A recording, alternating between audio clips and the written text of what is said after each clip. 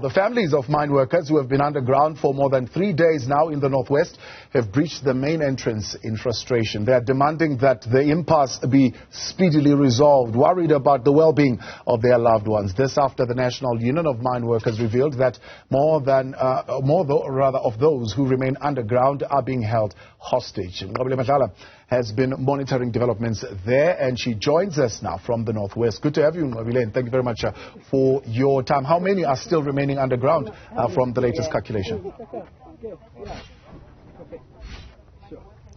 Well, Thabo, we are hearing now from the workers that are coming out that there's barely less people down there. So they're saying that there's quite a number of them that they've been able to interact with. In fact, there's a gentleman that is here that's just come out that I actually want to speak to. You were just telling us that you've been able to acknowledge or see the mine workers that have come from underground?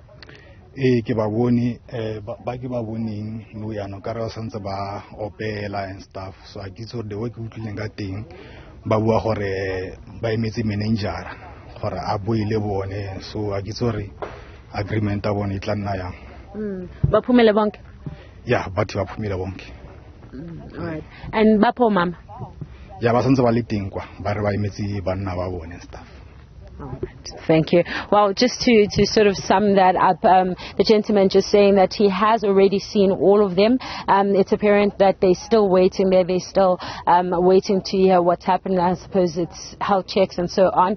And he's saying that he has seen all of them, and that's the ladies that we saw breaking in the gate and going into the shafts are still waiting there for their men. But he's saying that the miners have now come out. So I want to speak to another gentleman here who's been on the ground, and you were one of the people that walked in with the ladies when they were walking in. Tell us how the situation is inside. The situation was fine whenever we entered the premises, and as we requested that someone inside from the union should be available and explain. But the situation, as we heard, and we are very happy that at least now the employee, all of them, they are going up to the surface, and there's nothing that has been reported. We are very happy. We are very happy.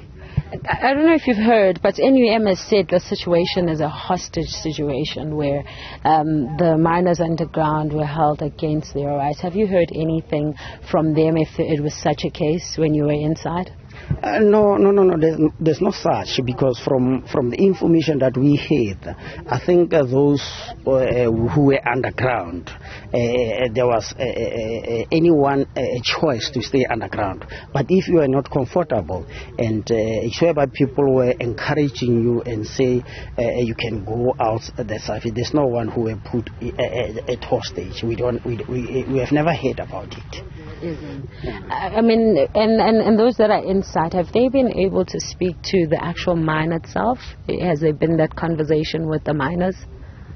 Come again? The miners that were underground, have they been able to speak to the mine itself besides communicating with NUM? I think what we heard, it was a request by the company security, whereby they request some of the officials, those who are based in the offices, at least to go underneath to speak to the employees. As we know, yesterday, as we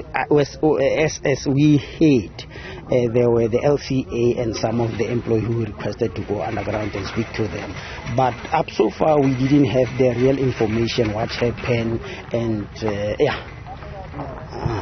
Thank you very much for speaking to us. Well, Thabo, you can hear there a sense of relief from the guys that are here with us, that the miners are actually making their way up top. The gentleman just explaining to us that they all now have come out. Of course, it's still yet to be official. We are going to reach out to NUM. We know that a lot of the ladies that have gone that direction, they actually wanted to have a conversation with NUM. They felt that at some point that they were not given the right answers, or rather not spoken to at all, because they were worried about the health conditions of their husbands that were underneath, saying that the money that they are requesting for, even if they don't get it, it's better for them to be be outside here and be able to communicate from this point. So it's quite a risky thing. Quite a lot of them were speaking about the fact that what they saw yesterday was quite eye-opening, with a number of people ending up in hospital because of what was happening underground. So they were quite concerned with the level of oxygen that you could find underneath, with the level of food as well, as much as water as well, and having been day 3, and all of them were concerned about families as well as kids that were speaking to them and just questioning where their husbands were. So it was becoming a family problem really, and far beyond just the company. But we do know now from the gentleman that we have spoken to that they are now up and that they've come out of those shafts. But of course we are still yet to confirm it. Yeah. Any undertaking, as far as you know, that has been taken by the employer in meeting some of the demands that the workers were putting forward? Well, it's quite interesting, Thabo, actually, when you talk about that, because when we spoke to NUM, when NUM said that this is a hostage situation, he said people were there without their will and without their power, which basically speaks to that memorandum now in terms of whether or not it is true then that they've submitted that memorandum. It questioned some of their demands because of the fact that it was they were saying that it's now a hostage situation and that it was never a sit-in. But what we know from the employer, that based on the statement that they had sent yesterday, is that there were communications that were ongoing between them and NUM, as well as the fact that the NUM did speak to us saying that they are having those meetings, which we understand also were happening yesterday as much as they were happening today. In fact, when we were speaking to them during the day, they did say that we took them out of those meetings, which they were having conversations with the employer in terms of how to intervene. As to that intervention, how far it goes, then it becomes a major question from them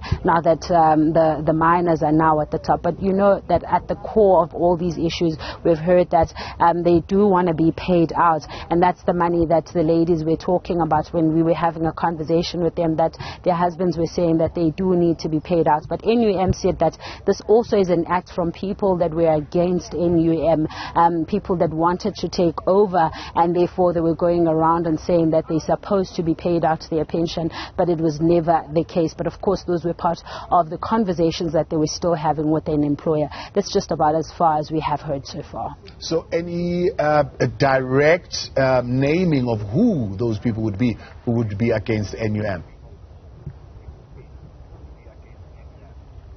Well, at this point, no, besides the fact that they did say that they did lose to NUM at some point.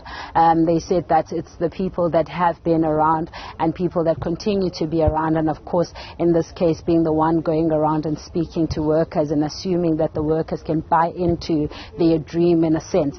That's just about as far as they wanted to go, and they wouldn't go as far as telling us who the people are that they were talking about, but also just going on to say that some of the families that we saw that were camping in this very area were almost like a rented crowd, saying that they're not real families. But when we spoke to the families here, we could see emotion. Some of the women were crying here, and they were saying that they want to see their husbands, that they were worried that they could have collapsed. They had heard rumors that there was a fight underground, and so they were worried about their health. So it was quite conflicting and very interesting to hear that NUM was already saying that this is not what is being perceived to be, whereas the women that were here seemed to be quite real. But we also know that there were some workers that were just reporting to work that were also standing here, and so when the women started pushing the gates, we found that some of them just stood on the side quietly, and even though they're in solidarity, you could see that they were just reporting to work and ensuring that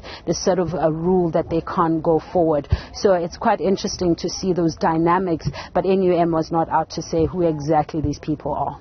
Nqobile Madlala, much appreciated live for us there in the northwest, outside the mine there, with some developments as far as those workers who were underground, and now some are beginning to come to the fore.